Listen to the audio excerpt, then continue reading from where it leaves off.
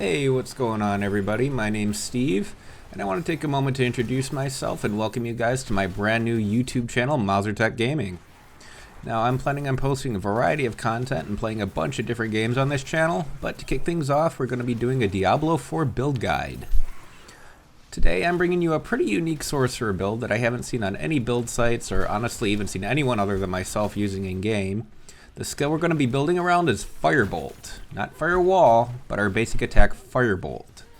Those of you who know a little bit about Sorcerer builds will know that quite a few of our meta builds end up taking Firebolt. Number one, because the game forces you to take a basic attack ability. And two, the enchantment enables some powerful burning synergies from both our Burning Instinct Paragon board, as well as the Devouring Blaze passive in our skill tree. But we are actually going to be using it as our primary damage dealing ability. Season 2's Vampiric Powers, Moonrise in particular, are doing a lot to make Firebolt very strong no matter what stage of the game you're in. So this is a build you can use all the way from level 1 to level 100 with very little issue. As an example, I was able to clear the Tier 4 Capstone dungeon as early as level 56, although I would still advise most people to wait until 60, since you can't equip any gear you get from World Tier 4 until that level anyway. The endgame version of this build does use 3 different uniques that all boost its overall power by a large amount, but the build is still functional even if you have bad luck with drops and you can't find any of them. Outside of farming uniques, it is very easy to gear for, using only 4 out of 10 aspects at most that aren't available in the codex, and the damage scales well enough into late game to easily clear tier 100 dungeons, all while being survivable enough to face tank just about everything in the game. And when I say survivable, I mean you're going to be able to face tank mobs 25 to 30, even 30 levels above you before you even have to think about playing carefully or avoiding damage. Boss damage with this build isn't garbage, but it's also not amazing. Most Uber bosses go down in about 20 to 30 seconds, and I can usually kill Duriel solo in about a minute and a half. Conversely, the trash clearing ability is pretty damn good in all levels of content, especially if you manage to get an X-Files Corroded Signet Ring to drop. Helltides, Blood Harvest, anything open world are an absolute breeze. You can pretty much just teleport around, hold down left click, and let your brain go AFK while the world burns around you. I've had a lot of fun crafting and optimizing this build for you guys, and I just think it's super satisfying to be able to watch a monster's health bar fill with that dark red, damage over time color, and then just walking away and watching them burn to death. So, if you're tired of ball lightning this season, and you want to try a basic attack build that isn't Arc Lash, you're in the right spot.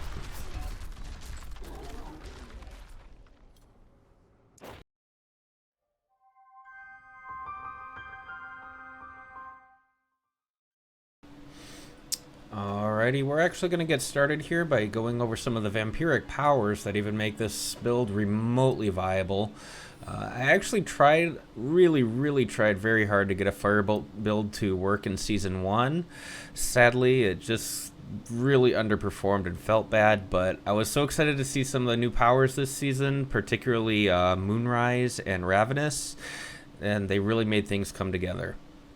So these two give us a butt ton of attack speed, which we're going to need for almost any basic attack build that you end up using.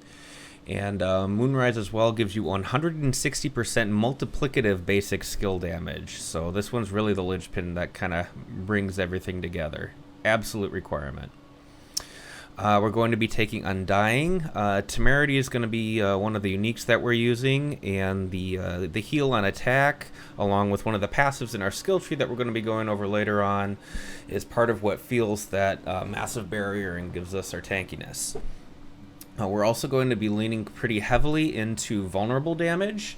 So Prey in the Weak, to be honest, is one of our weaker Vampiric Powers in this build. Sadly, the budget on the packed points was a little bit tight, so that's what I felt was the best for that slot right there. This is also going to be a Talrasha build, so in order to get the 4 stacks on that, we are going to need this in order to deal poison damage. It's worth noting that you have to hit something 8 times in order to proc this damage. We're going to be going over that in a second when we go over our skills tree. So a couple of things worth noting before moving on is that the majority of these powers are actually tied to seasonal quest lines instead of being able to just unlock them randomly by getting potent blood. So if you are using this as a leveling build, you're going to want to prioritize getting through that seasonal quest line as quickly as possible. And if you're someone who does happen to enjoy PvP, you can set up your gear with packs in such a way that you can straight swap out Prey of the Week into Metamorphosis for the Unstoppable buff.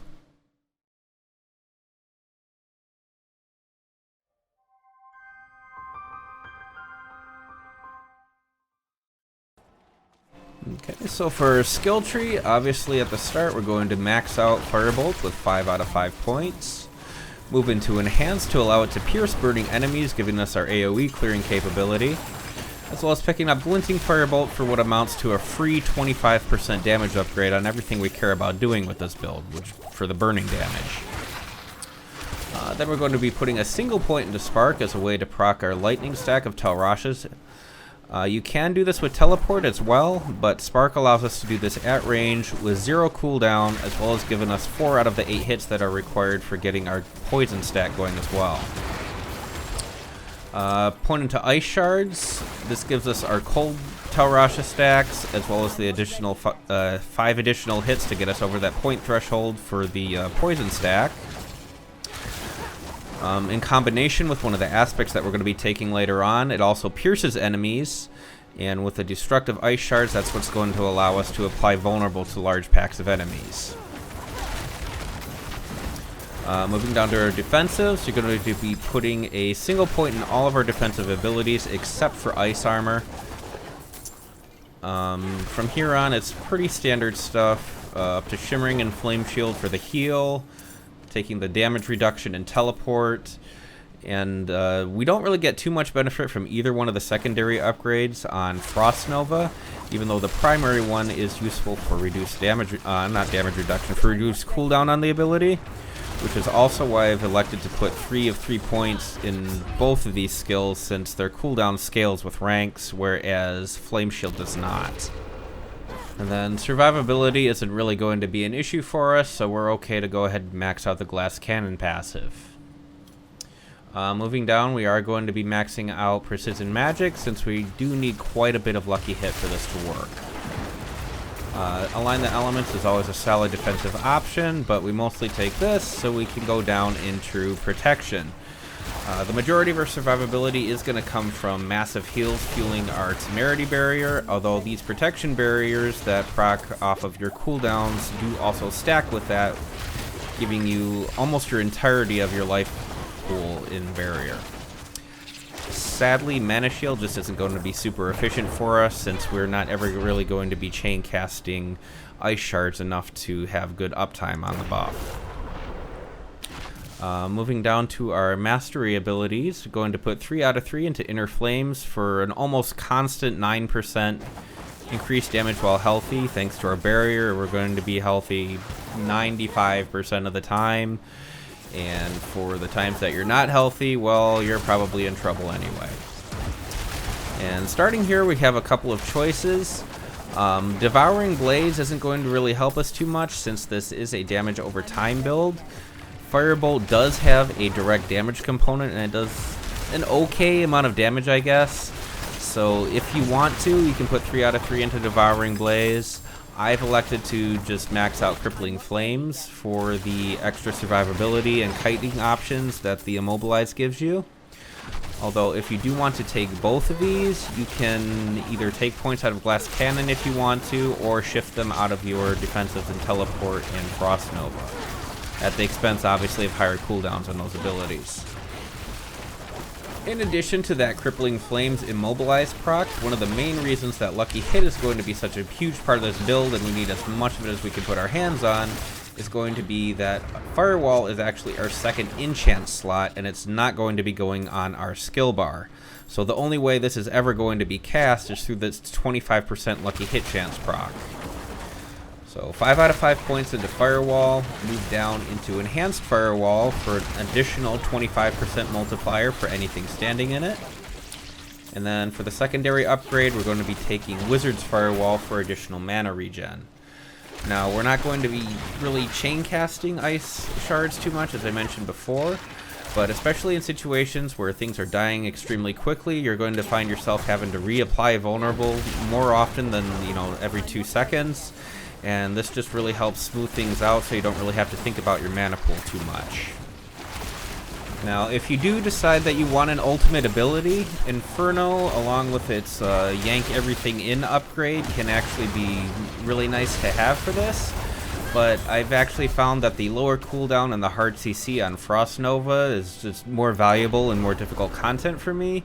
Although obviously that's a choice that you can make for yourself. If you want to deal with the softer CC on Inferno, that's a sacrifice you can make on the Frost Nova there. But for ultimates, we're mostly going to be using these for the passives. Fiery Surge, even more mana regen for the exact same reason that we took it on Firewall.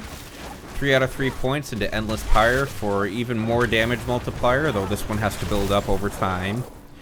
And then Warmth is our primary survivability passive right here. This is part of what makes this build so damn tanky. Every single enemy that is burning around you is going to heal you for 1% of your max life. As far as I know, I don't believe there is a cap on this, so if you have 20 burning enemies around you, that's 20% of your life per second that you're going to be healing on top of the 3% from the Undying Vampiric passive. And when you're basic attacking at least 4 times a second, so 4 times 3, 12, 20 plus 4, you do the math, it's a lot of heals. And that's even before any of the healing bonuses that's going to be on our gear. All of that's going to be fueling our temerity and giving us super duper survivability. And then not really much to say on the key passives here, but we're using a damage over time build, so straight up 20% free damage on our damage passive. Anywho, that kind of finishes up our skill tree.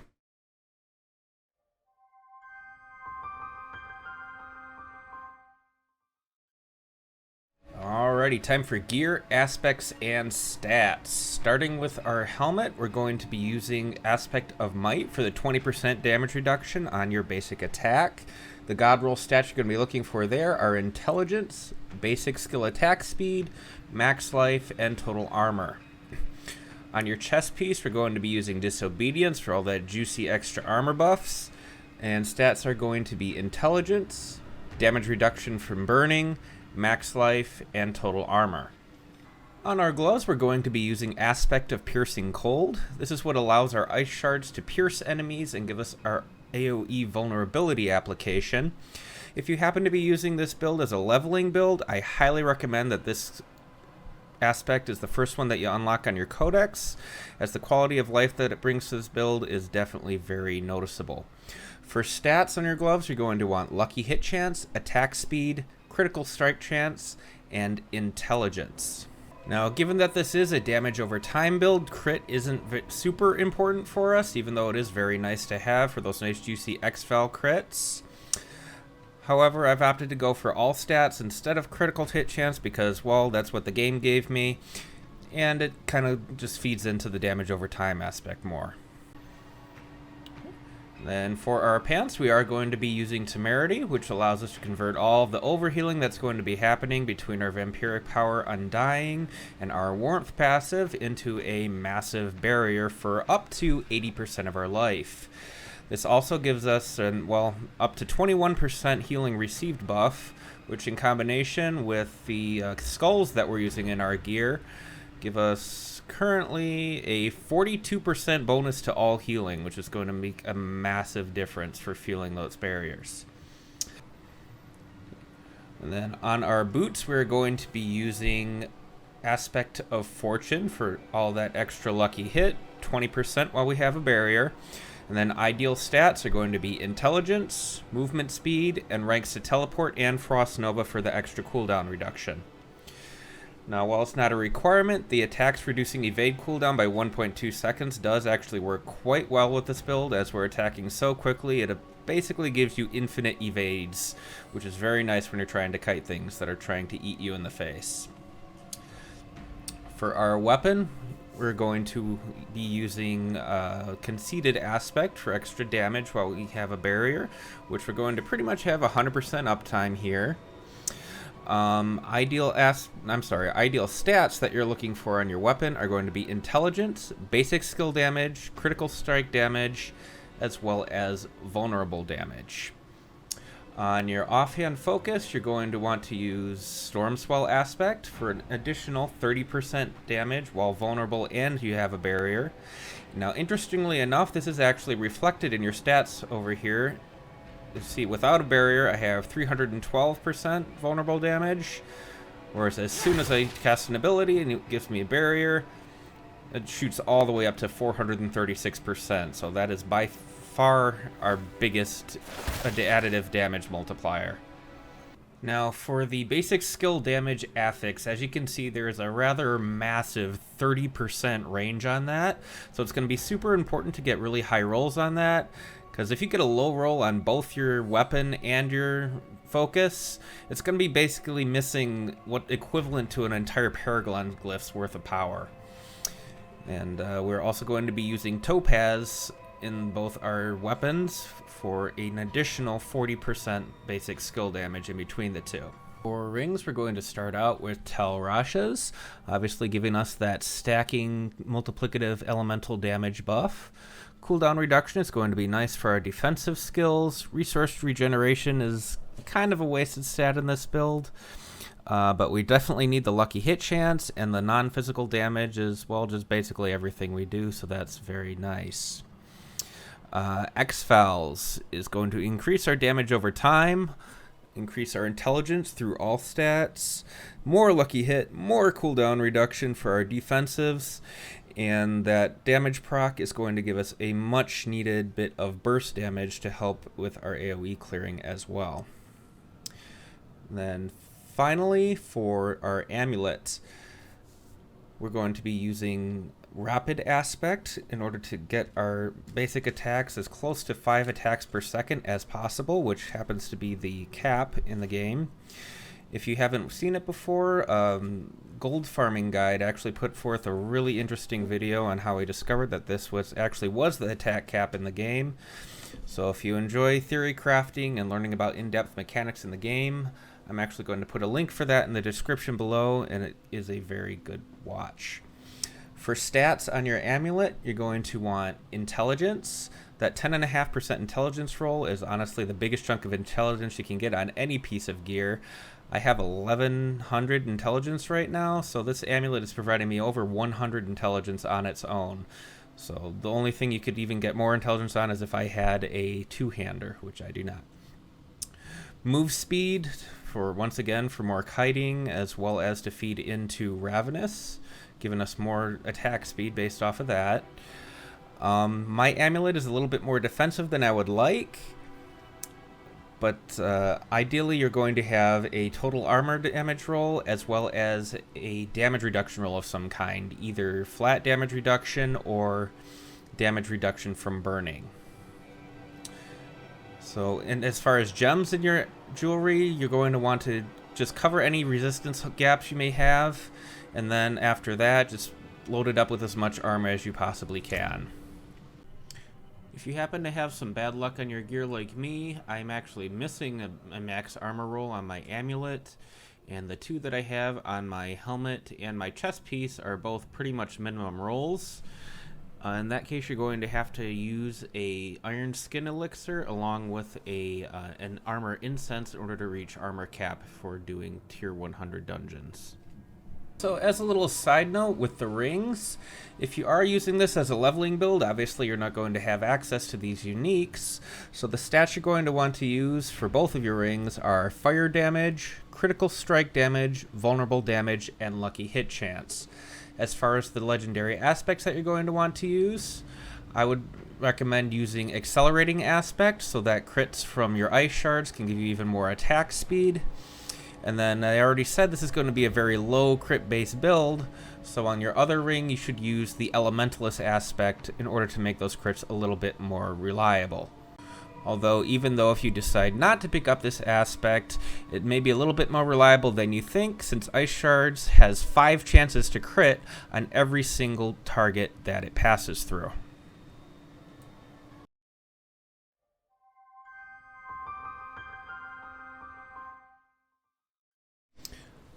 Okay, so in the interest of saving time, I'm only going to be giving a general overview of my Paragon setup, but if you do want to follow what I have point for point, just check the build link in the description below. I'm not going to claim this is a super min-max setup, and perhaps some of you theory crafters out there can improve upon it a little bit, but it does its job well enough that I'm comfortable sharing it here with you guys. So for my starting board, I'm going to be using the Enchanter Glyph. This gives a sizable amount of non-physical damage and causes our 2 enchants to give us an extra 10% max resist to fire. In addition to boosting our fire damage, non-physical is also going to boost our lightning and cold damage. Now we really don't care too much about lightning, but the extra cold damage is actually going to become pretty useful later on in our Frigid Fate board. Board number 2 is going to be Burning Instinct, where we're using the Destruction Glyph to get a pretty chunky amount of critical strike damage. Now, perhaps you might already be a little bit confused in the gearing section as to why I put crit damage on my gear, when you probably already know that burning damage and any other damage over time in the game cannot crit. The reason for that is because our Burning Instinct legendary node actually transforms crit damage from a throwaway stat for burn builds into one of our best damage multipliers. So with my current gear, I'm sitting at a 41% bonus, but if I take a second to use a 35% crit damage elixir, which I got right there, back to my Paragon board, that boosts up to 45%. Now, you may also be wondering why I didn't take the Cinders node cluster for damage to burning enemies. The reason for that is, sadly, damage to burning only affects direct damage and not damage over time. That is also the reason I haven't taken the Flame Feeder Glyph anywhere. But if you want to play around with shifting some power out of the damage over time into the direct damage of Firebolt, feel free to experiment a little bit with that. Board number 3 is going to be Frigid Fate, where I'm using the Torch Glyph in order to scale our fire damage over time. From there, we're going to pick up just about everything that has to do with vulnerable damage or damage reduction from vulnerable. Then we're going to take a short detour over into the Advantage Glyph cluster in order to pick up another 10% lucky hit. Now we want those X-Files and Firewall procs happening as often as possible, so there really isn't such a thing as too much lucky hit here. I'm sitting at around 90% lucky hit with a barrier up in my current gear, and I'd love to have more, but in order to do that, I would have to sacrifice either some basic attack buffs or defense stats on my Helm and Focus, which I've opted not to do. From here, we cap off the board with its associated legendary node, giving us another multiplier on our vulnerable damage based off of our bonus to cold damage, which is why all that non-physical damage that we got earlier from the Enchanter Glyph is so nice.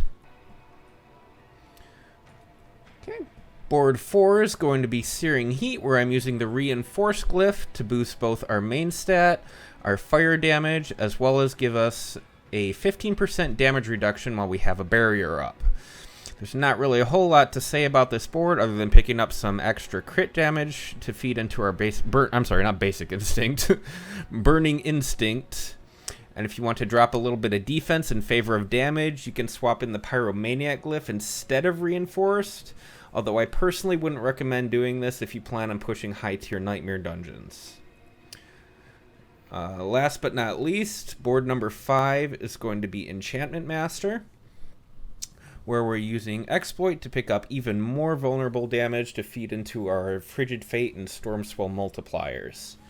After that, we're just going to pick up as much non-physical damage as our remaining points allow us, and that pretty much finishes our Paragon setup.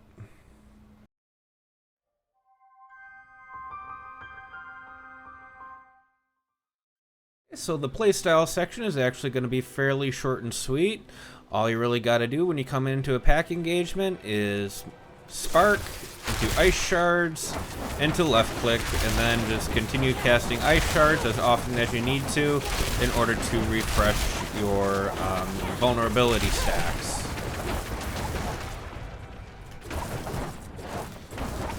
Alrighty, that's about all I have for you guys today. Maybe it's not the most competitive of builds out there, but it's certainly still viable for just about everything in the game minus maybe Abattoir of Zir, while as well being quite fun to play if I do say so myself. If you enjoyed the video, please leave your comments and keep an eye on my channel for the Iron Maelstrom Flicker Step build that I'm working on for Barbarian. And if you want to support a fellow gamer and help me quit my day job, consider checking out my company's merch at www.mouzertec.com. I sell high-quality gaming desk mats and mouse pads with some pretty sweet designs. The surfaces are smooth and slick for an easy mouse glide, and every mat is available in 4 different sizes with stitched edging for super durability. My catalog currently has over 200 designs to choose from, with more coming in the future with your guys' support, so hopefully you guys find something you like. Check it out. If you like what you see, use the coupon code YTMouser at checkout for 10% off your order. Thanks again for watching, and until next time, happy demon slaying.